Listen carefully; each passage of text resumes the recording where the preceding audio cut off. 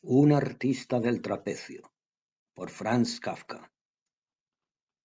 Un artista del trapecio. Como se sabe, este arte que se practica en lo alto de las cúpulas de los grandes circos es uno de los más difíciles entre todos los asequibles al hombre. Había organizado su vida de tal manera, primero por afán profesional de perfección, después por costumbre que se había hecho tiránica, que mientras trabajaba en la misma empresa permanecía día y noche en el trapecio. Todas sus necesidades, por otra parte muy pequeñas, eran satisfechas por criados que se revelaban a intervalos y vigilaban debajo. Todo lo que arriba se necesitaba lo subían y bajaban en cestillos construidos para el caso. De esta manera de vivir no se deducían para el trapecista dificultades especiales con el resto del mundo.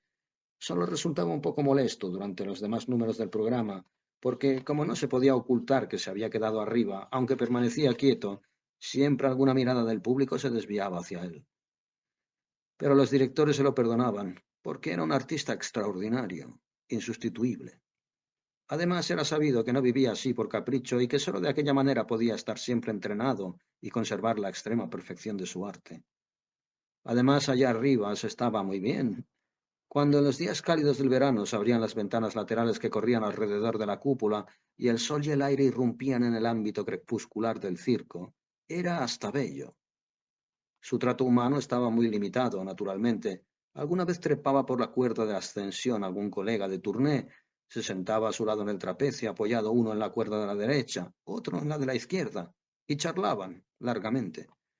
O bien los obreros que reparaban la techumbre cambiaban con él algunas palabras por una de las claraboyas, o el electricista, que comprobaba las conducciones de la luz en la galería más alta, le gritaba alguna palabra respetuosa, si bien poco comprensible. A no ser entonces, estaba siempre solitario.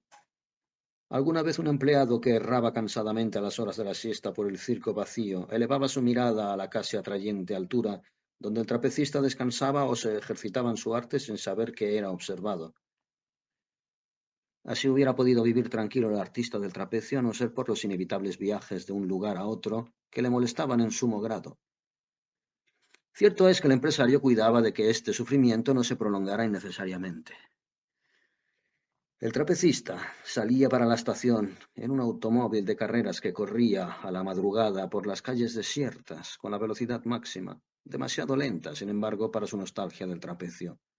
En el tren estaba dispuesto un departamento para él solo, en donde encontraba arriba, en la redecilla de los equipajes, una sustitución mezquina, pero en algún modo equivalente, de su manera de vivir.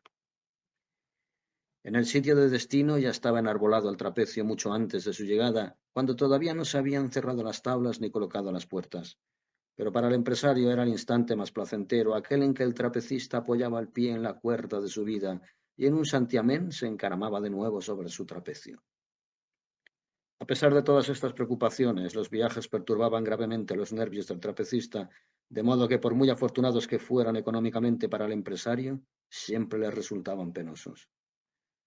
Una vez que viajaban, el artista en la redecilla, como soñando, y el empresario recostado en el rincón de la ventana leyendo un libro, el hombre del trapecio le apostrofó suavemente, y le dijo mordiéndose los labios que en lo sucesivo necesitaba para su vivir no un trapecio como hasta entonces, sino dos trapecios, uno frente a otro.